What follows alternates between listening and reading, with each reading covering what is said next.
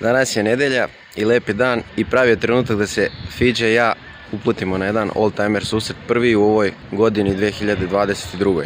U pitanju je memorijalni susret posvećen novosadskom oldtimeristi Lemiju, drugi po redu, a ovo je inače prvi put poslije dugog niza godina da Fića i ja idemo sami na susret.